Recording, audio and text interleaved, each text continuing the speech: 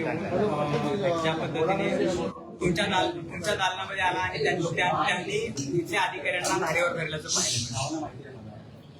आज दिनांक 3 जुलै शुक्रवार बरोबर 3:45च्या दरम्यान ज्यावेळी मी सकाळपासून मुंबईच्या रोडवरती सगळे मेनहोल्स असतील, सगळ्या जाळ्या बसल्यात की नाही, मग ते बॉम्बे पोर्ट ट्रस्टचा रोड आहे, त्यानंतर भायखळ आहे, त्यानंतर घाटकोपर आहे, या सगळ्या ठिकाणी मी पावसामध्ये भिजून संपूर्ण पाहणी दौरा करत होती.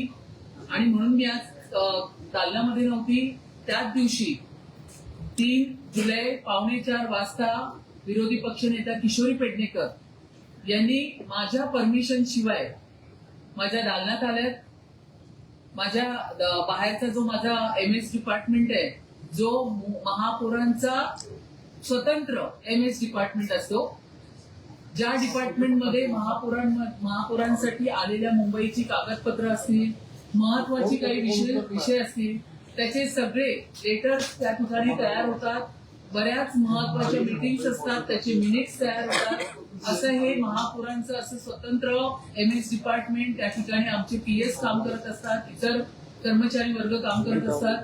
हे सर्व काम मी आज या दालनामध्ये मी आज हेड ऑफिसर नसताना बरोबर 3:45 वाजता विरोधी पक्षनेता किशोरी पेडणेकर यांनी माझ्या दालनात आले. तर माझं दालन, मी जिथे बसले इथून ते बाहेरच्या दरवाजापर्यंत हे संपूर्ण माझंच दालन आहे.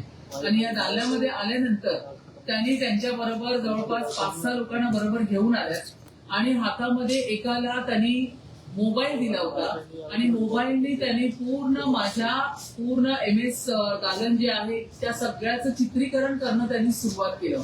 आपण त्याच्यामध्ये आपण मराठीत बोलतो रेखी करणं किंवा ट्रेस पासिंग करणं, अशा पद्धतीचा एक ऑफेन्स आपण म्हणायला हरकत नाही. या पद्धतीने येऊन त्यांनी माझी जी PS आहेत, पर्सनल सेक्रेटरी, ज्या माझ्या 2 आकांक्षा आहेत, नेहा मॅडम आणि इतर शिंदे, त्यांना दादागिरी करून माझ्या पत्रांचं काय झालं अशा पद्धतीने त्यांनी त्या ठिकाणी उपचार केला. सगळीकडे चित्रीकरण करणं स्टार्ट केलं. माझी कागदपत्र माझ्या परमिशन शिवाय त्यांनी दमदाटी करून माझ्या जे बाहेर माझे जे कर्मचारी आहेत त्यांच्याकडनं कागदपत्र चाळायला त्यांनी सुरुवात केली. हे संपूर्ण आपल्या सभाशास्त्राच्या विरोधात आहे. आतापर्यंतच्या मुंबई महानगरपालिकेच्या इतिहासामध्ये अशा पद्धतीचं बिहेवियर, आपण त्याला मिसकंडक्ट बोलतो, 1888च्या कायद्यामध्ये याला मिसकंडक्ट बोलतो. अशा पद्धतीने तुम्ही त्या महापौरांची परमिशन न घेता अतिशय संवेदनशील असं हे मुंबई महानगरपालिकेचं दालन आहे. पूर्ण मुंबईकरांचे कागदपत्र, सगळ्या गोष्टी, महत्वाच्या मीटिंग्स, असे सर्व महत्वाचे किंवा सभागृहात चालणारे सगळे विषय या महापौराच्या दालनात सुरू असतात.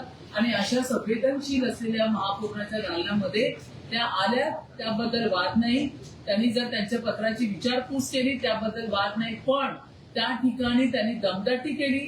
त्या ठिकाणी त्यांचा मोबाईल ऑन करून सगळं ट्रेस पासिंग करत होत्या, रेखी करत होत्या, काय महत्वाचं शोधत होत्या, त्या सगळ्या गोष्टी चाळत होत्या. दमदाटी करून पेपर्स त्या ठिकाणी चाळणी करणं त्यांचं चालू होतं. अशा पद्धतीची वागणूक विरोधी पक्ष नेत्याला शोभत नाही. एवढं करून त्या थांबल्या नाही. त्या स्वतःच्या दालनामध्ये गेल्या. MS मनोज कांबळे त्यांना बोलावून घेतलं. त्या ठिकाणी माझ्या दालनामध्ये मनोज कांबळेंच्या वतीने त्यांनी फोन केला आणि सांगितलं की माझे जेवढे पेपर्स आहेत, इतरही माझे महत्वाचे कागदपत्र त्यांनी मागवून घेतले. ज्याला आपण गोपनीय कागदपत्र पेपर बोलतो, महत्वाची पत्र बोलतो, ते मागून त्यांनी स्वतःच्या दालनामध्ये दोन्ही PS ला बोलवून घेतलं, आकांक्षा आणि नेहा मॅडमला, आणि त्याचे फोटो त्यांनी त्या ठिकाणी काढले. हा एवढा मोठा ऑफेन्स आहे. अतिशय संवेदनशील असलेल्या महापौराच्या दालनामध्ये अशा पद्धतीचं विरोधी पक्षनेत्याने जी आज वागणूक केली आहे ती मिसकंडक्ट आहे.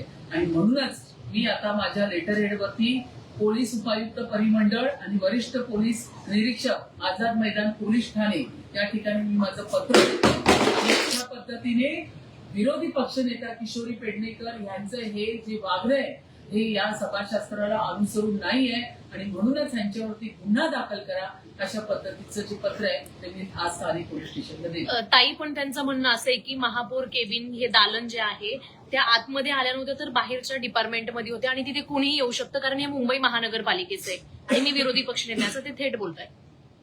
ताई तुमची दिशाभूल करतात आहे. आता तर ताई माध्यमांची पण दिशाभूल करायला लागल्यात. कदाचित त्यांना विसर पडलाय. त्या स्वतः माजी महापौर होत्या. त्यांना ह्या सभाशास्त्र माहिती असायला पाहिजे. बरोबर बोलल्यात त्या. हे जे महापौरांचं दालन आहे हे लोकांचं आहे, मुंबईकरांचं आहे. पण ह्या ठिकाणी तुम्ही येऊ शकता, तुमचं कागदपत्र त्याची विचारपूस करू शकता की मी हे दिलेलं पत्र आहे याच्यावरती मला उत्तर कधी मिळेल आणि ते उत्तर जर तुम्हाला हवं असेल तर महापौरांना त्या संदर्भात त्या मला फोनही करू शकतात. पण ज्या पद्धतीने त्यांनी या दालनामध्ये एंट्री केली, दालन मी पुन्हा सांगते, मी इथे बसली आहे ते बाहेरपर्यंत जो मेन माझा एंट्री आहे हे संपूर्ण महापौरांचंच दालन आहे. माझीच संपूर्ण NS डिपार्टमेंट हे महापौरांचे आहेत आणि हे माझ्या महत्वाच्या कागदपत्रांचे पत्र त्या ठिकाणी तयार करण्याचं काम करतात. त्या ठिकाणी मुंबईकरांचे पण अतिशय महत्वाचे गोपनीय पत्र सुद्धा इथे येतात. त्याचे पण या ठिकाणी उत्तरं या माझ्या दालनामध्ये बाहेर तयार होत असतात. कॅमेरा ऑन करून ज्या पद्धतीने ट्रेस पासिंग करत होत्या, ज्या पद्धतीने माझ्या दालनाची रेखी करत होत्या, तो एक ऑफेन्स आहे आणि ते किशोरीताईंनी फार मोठी चूक ही आज मुंबई महानगरपालिकेच्या विरोधी पक्षनेत्याला न शोभणारी गोष्ट त्यांनी आज केली आहे. अतिशय चुकीच्या बाबतीत. त्यांचं म्हणणं असं आहे की महापौरांना पत्र देऊनही महापौर उत्तर देत नाही. नेमक्या त्या कशात व्यस्त असतात? महापौर तर सकाळपासून बाहेर पावसामध्येच व्यस्त होत्या. पावसामध्ये भिजून संपूर्ण पाहणी करत होत्या. आता त्यांना सांगा, जर तुम्हाला एवढीच मुंबईकरांची तळमळ आहे तर तुम्ही आतापर्यंत ही जी तुमची पारंपरिक विषय आहे, जी नेहमी तुम्ही या ठिकाणी परंपरेनुसार कोविड पण घरातून हँडल केला, आता काय पावसाळा पण तुम्हाला विरोधी पक्ष नेत्या म्हणून घरातून हँडल करायचं आहे का? तुम्हाला मुंबईकरांची सेवा करायची असेल, मुंबईकरांना तुम्हाला भेटायचे असेल, मुंबईकरांच्या समस्याचं निराकरण करायचं असेल तर तुम्हाला मुंबईच्या रस्त्यावरती नको का उतरायला? अशा पद्धतीने जर तुम्ही इथेच या महापौराच्या AC केबिन मध्ये बसून जर मुंबईकरांचे प्रश्न सॉल्व्ह करणार असणार तर हे तर मला तर त्यांचं वागणं हे पारंपरिक त्यांचं रूढीप्रमाणे जे त्यांचे नेते करतात तेच ह्या करतात आहे. आणि दुसरं पुन्हा एकदा सांगते, महापौरांच्या दालनामध्ये त्यांच्या पत्राचं काय झालं हे विचारायला त्या नक्कीच येऊ शकतात. पण ह्या पद्धतीने दमदाटी करून, मोबाईल ऑन करून रेखी करणं, ट्रेस पासिंग करणं, ही जी त्यांनी पद्धत आज केली ही मुंबई महानगरपालिकेच्या विरोधी पक्षनेत्याला न शोभणारी आहे. आतापर्यंतच्या पूर्ण इतिहासामध्ये अशा पद्धतीने कुठल्याच विरोधी पक्ष नेत्याने काम केले नाही जे आज किशोर पेडणेकर यांनी करून टाकले. 30 पत्र व्यवहार झाले, पण पावसाळ्यापूर्वी कुठलंही सभागृह बोलवण्यात आलं नाही. स्थायी समिती सदस्यांच्या पत्राला मान दिला जात नाही, नगरसेवकांच्या पत्राला मान दिला जात नाही, तर सर्वसामान्यांचे प्रश्न काय सोडवतील ह्या महापौर, असा थेट तुमच्यावर जो तो आरोप केला त्यांनी. खोटं बोलायचं पण रेटून बोलायचं ही आता सवय ही उभाटा आणि त्यांच्या नेत्यांसहित, त्यांच्या कार्यकर्त्यांसहित सर्वांनी सुरू केलेली आहे. मुंबई महानगरपालिकेची आता सातत्याने मी जी आठवड्याभर मिटिंग घेतली, पावसाळा सुरू होण्यापूर्वी नालेसफाईच्या बाबतीत चर्चा झाली 5 तास, त्यानंतर पिण्याच्या पाण्यासाठी चर्चा झाली 5-6 तास, रात्री 12 वाजेपर्यंत सभागृह चालवला. विरोधी पक्ष नेता तर बोलून निघून जातात. प्रत्येक वेळा जर तुम्ही पाहिलं तर त्या निवेदन देतात, त्यांचं बोलतात, पण त्याच्यानंतर ऐकायला तर थांबत सुद्धा नाहीत. त्या नेहमी मला सांगतात थांबा मी 5 मिनिटात येते, असं करून त्या कायम निघून जातात. त्यांच्यासाठी सांगा, विरोधी पक्ष नेत्यांना सांगा किंवा यशोधर फणसेंना सांगा, या सगळ्या मिटिंग, या सगळ्या सभा मी सभागृहामध्ये आता ज्या जून महिन्यामध्ये झाल्या त्या सगळ्या सभागृहामध्ये या सगळ्या गोष्टींची रात्री 12-12 वाजेपर्यंत चर्चा घडवली. AMC बांगर, त्या ठिकाणी commissioner, additional commissioner Vipin Sharma ji असेल, ज्यांच्याकडे आरोग्य खातं होतं, शिक्षण ज्यांच्याकडे होतं, अतिरिक्त आयुक्त ढाकणे साहेब होते, त्या सगळ्यांना बसवून आणि आता ज्या नवनियुक्त झालेल्या आपल्या लवंगरे मॅडम असतील त्यांना सुद्धा बसवून रात्री 12 पर्यंत सगळ्या विषयांवरती मी हा सभागृह चालवलेला आहे. परंतु आता ह्यांच्याकडे काही मुद्दे राहिले नाहीयेत. अशा पद्धतीने काम करणाऱ्या महायुतीला या ठिकाणी महापौरांना असतील किंवा शिंदे गटाच्या सगळ्या नगरसेवकांना किंवा भारतीय जनता पक्षाच्या नगरसेवकांना अशा पद्धतीने ट्रोल करून फक्त त्यांच्या केबिन मध्ये घुसायचं. काही ना सांगा, ही तुमची जी जुनी टॅक्टिस आहे ना उबाटाची, ही आता चालणार नाही. या पद्धतीने अशा पद्धतीने तुम्ही घुसखोरी करून, दमदाटी करून, या पद्धतीने या इकडच्या सगळ्या स्टाफला घाबरवून इकडची जी गोपनीय कागदपत्र परत आपल्या केबिन मध्ये घेऊन त्याचे फोटोग्राफ्स काढणं हे काही योग्य नाही. या सगळ्या गोष्टी या ठिकाणी आता खपवून घेतल्या जाणार नाही आणि या सगळ्या गोष्टीची जबाबदारी इकडचे जे MS आहेत मनोजजी त्यांच्यावरती मी निश्चित करते की त्यांनी माझ्या दालनातली गोपनीय पत्र जी मी जस्ट आजच सही करून पाठवली होती ती पत्र माझ्या PS कडनं त्यांनी त्यांच्या दालनामध्ये कशी मागवून घेतली याचं उत्तर पण मी MS कडनं घेणार आहे. मुंबईला अलर्ट दिलेला आहे तरीही महापौर ज्या त्या 6 तास काल घटनास्थळी पोहोचल्या आणि तुमच्या त्या प्रकरणावर सुद्धा टीका जी आहे ती विरोधी पक्षातले सगळेच जण करतात. मी काल त्या ठिकाणी पोहोचले. मी कालच सांगितलं होतं की माझी मामी 90 वर्षाची आहे, ती आजारी होती, ती सिरियस आहे, तिला बघण्यासाठी मी पनवेलला गेली. मी फक्त बघून तशीच गाडी रिटर्न केली. जेव्हा मला कळालं 11, सव्वा 11च्या दरम्यान एक व्यक्ती मॅन्युअल मध्ये पडलाय, मी ती गाडी रिटर्न करून डायरेक्ट मी लोकेशनवर पोहोचले. मी त्या कुटुंबियांना पण भेटले, मी त्या सगळ्या गोष्टीची शहानिशा पण केली आणि माझं फोनो गाडीमध्ये कंटिन्यू सगळ्या प्रसार माध्यमांबरोबर चालू होतं. प्रत्येकाला मी उत्तर देत होती. ऑन द स्पॉट आम्ही वॉर्ड ऑफिसर सहित 4 जणांना त्या ठिकाणी निलंबित केलं आणि त्या मृत व्यक्तीच्या कुटुंबियाला 10 लाखाची मदत सुद्धा मी तिथे जाऊन जाहीर केली. तुमच्या सूचनेनुसार अनेक अधिकाऱ्यांचं निलंबन तुमच्या सूचनेनुसार झालेलं आहे. कालच्या प्रकरणानंतर पण निलंबनाची कारवाई झाली. पण आज ढाकणे सर असं म्हणतात की या मॅन्युअलचं काम करण्याचं कुठलंही कंत्राट नव्हतं किंवा कुठलीही पत्रक काढलं गेलं नव्हतं, तरीही काम केलं गेलं होतं. हा चौकशीचा भाग आहे. या ठिकाणी बिपिन शर्मा यांची एक चौकशी समिती आपण नेमलेली आहे. 3-4 दिवसामध्ये त्याचा संपूर्ण अहवाल येईल. अहवाल आल्यावरती तो तुमच्यापर्यंत ताई, कालची घटना ताजी असतानाच आज मुंबई शहरामध्ये 4000 पेक्षा सातत्याने पत्रव्यवहार करून देखील प्रशासन आणि सत्ताधारी जागा झाले नाहीये, म्हणून मी या दालनामध्ये आलो. त्याचं एकूणच किशोर पेडणेकर आम्ही पण तेवढे संवेदनशील आहोत. या ठिकाणी आतापर्यंतच्या ह्याच्यात ताईंना सांगा, पहिल्यांदा जर तुम्हाला मुंबईची एवढीच काळजी असेल तर ह्या AC दालनामध्ये बसणं बंद करा, निघा, रस्त्यावरती उतरा. आम्ही सर्व नगरसेवक, महापौर म्हणून मी असेल, उपमहापौर असतील, सगळे अध्यक्ष, सगळे कोणी इथे पालिकेत दिसत नाहीये, सगळे आम्ही मुंबईवर आहे. आज सकाळपासून मी मुंबईच्या पूर्ण रस्त्यांवरती उभी आहे. तुम्हाला एवढी कळकळ आहे तर फक्त सत्ताधाऱ्यांना कसं आपण पेचमध्ये पेचत आणायचं याचा विचार करण्यापेक्षा दिवसभर आणि मग अशी काही कारणं शोधण्यासाठी पेक्षा विभागात जा, रस्त्यावरती उतरा, लोकांशी संवाद करा. ज्या ज्या ठिकाणी तुम्हाला वाटतंय पाणी साचलेले फोन करा मला, मी तिथे यंत्रणा पाठवते. पण अशा पद्धतीने चोर पावलाने महापुरांच्या दालनामध्ये येऊन अशा पद्धतीने पत्र, त्याचे फोटो काढणं, दमदाटी करणं आणि ट्रेस पासिंग करणं, या सगळ्या गोष्टी आता धंदे बंद काही एक महत्वाचा प्रश्न आहे. काल महापालिका आयुक्तांनी ज्या पद्धतीने सांगितलं की मुंबईमध्ये एकही मॅन्युअल उघडं राहणार नाही यासाठी आम्ही सगळी यंत्रणा लावतो. आज साम टीव्हीने फॅक्ट चेकिंग केलंय. बांद्र्यात अंधेरी भागामध्ये अनेक मॅन्युअल अजूनही उघडे असल्याचं समोर येतंय. अधिकारी म्हणजे वरून आदेश दिल्यानंतर खालचे अधिकारी ऐकत नाहीत का? अधिकाऱ्यांवर तुमचा कंट्रोल नाहीये का? ताई, यालाच लागून असा प्रश्न आहे की मुंबई महानगरपालिकेकडून अधिकृत माहिती आली की 4000 पेक्षा जास्त मॅन्युअल हे उघडे आहेत, त्यांच्यावर झाकणच टाकलेलं नाही आणि पुढारी न्यूजच्या माध्यमातून प्रतीक्षा नगर असेल किंवा दादर असेल इथे अर्धवट मॅन्युअलवर झाकणं पाहायला मिळाली. मात्र कुठे बॅरिकेड्स किंवा पालिकेकडून सुरक्षा दिली नव्हती आणि तुम्ही घाटकोपरची पाहणी केली, मात्र प्रतीक्षा नगर असेल, वडा असेल, दादर असेल अशा ठिकाणी मॅन्युअल उघडे होते. नाही, लक्षात घ्या, या सगळ्या गोष्टीची आपण पाहणी किंवा याचा रिव्ह्यू सगळं घेतोय. प्रत्येक वॉर्ड ऑफिसरला, प्रत्येक DMCना बोलवून वॉर्डमध्ये, प्रत्येक वॉर्डमध्ये काही ठिकाणी 600 मॅन्युअल्स आहे, काही ठिकाणी 700, असे प्रत्येक वॉर्डचे आपण सगळं ऑडिट करतोय. कुठली झाकणं उघडी आहे, कुठली लावायला पाहिजे, त्या सगळ्या गोष्टी या ठिकाणी त्याचा रिव्ह्यू मिटिंग घेणं चालू आहे. सगळी माहिती घेणं चालू आहे. घाटकोपर हा सुद्धा मुंबईतलाच एक पार्ट आहे.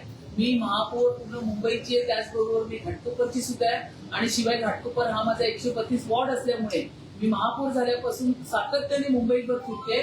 तर कुठेतरी कारण 132 वॉर्ड हा लो लाईन असल्यामुळे त्या ठिकाणी सोमया नाला भरला किंवा समुद्राला भरती आली तर त्याचं सगळं पाणी रिव्हर्स होऊन वॉर्ड 132च्या प्रत्येक ठिकाणी साचलं जातं. त्यामुळे तिकडच्याही लोकांची मागणी होती की एकदा या ठिकाणच्या नगरसेविकेने पण येऊन पाहिलं पाहिजे. पण या ठिकाणी मी 132 वॉर्ड मध्ये जाण्यापूर्वी मी इथेच वॉर्डच्या सगळ्या ठिकाणी पाहणी दौरा करत होती. तर या सगळ्या मॅन्युअल्स असतील याचं ऑडिट चालू आहे आणि त्यावरती आम्ही पूर्ण काम वरून आदेश दिले जातात, मात्र अधिकारी झाडाची घटना ताजी असताना काल हेतलगाला मॅडम पाहणीसाठी गेल्या होत्या आणि त्या झाड पडले चेंबूरची घटना. त्याच्यानंतर हेतलगाला मॅडम काल पाहणी करण्यासाठी गेल्या होत्या. त्यांच्यासोबत काही कर्मचारी सुद्धा होते आणि त्याच वेळी पुन्हा एकदा झाड पडलं आणि ते कर्मचारीचे ते जखमी झाले आणि त्यांना रुग्णालयात नेण्यात आले. तर झाडांचा प्रश्न आता पुन्हा एकदा आयरन झालेला, जसं आपण म्हणतोय सीसी रोडमुळे त्यांची मुळं डॅमेज होताना पाहायला मिळतं. हो. मी आताही तेच बोलते की ज्या ज्या ठिकाणी सीसी रोड झालेले आहेत त्याच्या आजूबाजूची असलेली झाडं आणि त्याचबरोबर या मुंबई नगरीमध्ये गेली 40 वर्ष 50 वर्ष 60 वर्ष उभी असलेली झाडं, त्या सगळ्या झाडांचं ऑडिट झालं पाहिजे, त्या सगळ्या झाडांची तपासणी झाली पाहिजे. सीसी रोडचं काम करत असताना त्या ठिकाणी ती कमकुवत तर झाली नाही ना, त्या ठिकाणी सिमेंटचं पाणी तर गेलं नाही ना. अशा पद्धतीने सगळी पाणी वॉर फुटिंग वरती आम्ही काम करतोय. सगळ्या त्या ठिकाणी वॉर्ड ऑफिसर असतील, सब इंजिनियर, एक्झिक्युटिव्ह सगळ्यांना आम्ही या पद्धतीने कामाला लावलेले आणि आता त्यांना करणं भागच आहे. कारण कालचा जो विषय झालेला आहे साथी नाक्याचा मॅन्युअलचा, आपण वॉर्ड ऑफिसरला पण निलंबित केलेलं आहे, त्याबरोबर एईला पण केलंय, सब इंजिनियरला पण केलंय आणि कनिष्ठ अभियंत्याला पण केलंय. इथे या सगळ्यांना हा मेसेज पूर्ण वॉर्डला पोहोचलेला आहे, ऍडमिनिस्ट्रेशनला, की तुम्ही काम नाही केलं तर त्याचं तुम्हाला उत्तर काय मिळेल, हा एक मेसेज हा संपूर्णपणे पोहोचलेला आहे. त्यामुळे संपूर्ण लक्ष देऊन डोळ्यात तेल घालून पूर्ण ऍडमिनिस्ट्रेशन आता काम करते. ताई, आता जर आपण पाहिलं तर हा प्रश्न आता विचारला, त्याला जोडून एक छोटासा प्रश्न आहे. आता किशोरी पेडणेकर अशा घुसायला पण लागल्या आणि नंतर त्या स्टेटमेंट पण द्यायला लागल्या. त्यांना आता काय आहे ना, त्यांना मी बोलले ना, मी परत एकदा सांगते, उपाटाची एक परंपरा आहे. सगळं काय बोलायचं केबिन मध्ये बसून बोलायचं, घरामध्ये बसून बोलायचं. नेत्यांनी पण कोविड पूर्ण घरातच बसून चालवला, त्यांचे नेते पण घरातच बसून स्टेटमेंट देतात. त्यांनी त्यांच्या कार्यकाळात केलेला आता सगळा लेखाजोखा मला काढायला लावू नका, तो काढायला गेली तर ही प्रेस नोट रात्री 12 पर्यंत चालेल, तर त्याच्यामध्ये मी जात नाहीये. पण स्वतःच्या आधी पायाखाली काय जळतंय याचा विचार आधी किशोरीताईनं करायला सांगा आणि नंतर दुसऱ्यांवरती बोट दाखवायला सांगा. गेल्या तुमच्या कार्यकाळातला सगळा इतिहास मी काढेल ना, तर त्यावेळी कळेल की कोविडच्या खिचडीपासून तुम्ही काय काय केलेलं आहे. तर ह्या सगळ्या गोष्टींमध्ये जायचं नाहीये. पावसाळा तोंडावर आहे, मुंबईकरांची सेवा करायची आणि मुंबईकरांची सेवा करायची असेल तर केबिन मध्ये बसून बोलू नका, बाहेर रस्त्यावरती उतरा. मॅन्युअल्स जिथे ओपन आहे ना तिथे जाऊन उभं राहून जर ते दाखवलं ना तर मला अधिक चांगलं वाटेल. पण इथे असं घुसखोरी करणं ना, घुसखोरीच्या विरोधात एक तर मी काम करते. बांगलादेशी घुसखोरी असतील किंवा अशी घुसखोरी असेल तर अशा घुसखोऱ्यांना काही मी इथे या ठिकाणी थारा देणार नाही. म्हणूनच हे पत्र घेऊन मी पोलीस स्टेशन. ताई, मुंबई शहरात पाणी साचू नये म्हणून पंपिंग लावण्यात आले, मात्र 600 पेक्षा जास्त शोष खड्डे देखील घेण्यात आलेले आहेत. अनेक ठिकाणी रस्ते देखील खचलेले आहेत, तरी देखील पाणी साचतंय. किंग सर्कल असेल, दादर असेल, वडा असेल, अशा एक भागात. लक्षात घ्या, पाऊस पण फारच मोठा तीव्र पडतोय. रेड अलर्ट या ठिकाणी दिलेले आहे. मुंबईमध्ये काही ठिकाणी सखल भाग आहेत, पण त्या सखल भागामध्ये जर आपल्याला पाणी त्या ठिकाणी पंप लावून आपण त्या ठिकाणी काढण्याचं काम करतोय. काही ठिकाणी आपण जातोय ज्या पद्धतीने आता आपण सगळं आपलं वॉर फुटिंगवर काम आहे. तर पूर्ण प्रशासन यंत्रणा, असं म्हणत नाही की कुठे आमचं चूक राहिलं असेल किंवा प्रशासनाचं काय राहिलं असेल, कुठे राहत सुद्धा असेल, पण जिथे दाखवलं जातं 1916 आपण नंबर जो आहे तो कार्यान्वित केलेला आहे. त्याच्यावरून जेवढे कंप्लेंट्स येतात ते कंप्लेंट्स घेऊन त्या ठिकाणी पण चालायचं काम आपण करतो. काही मुंबईमध्ये 1300 किलोमीटर मराठी शेवट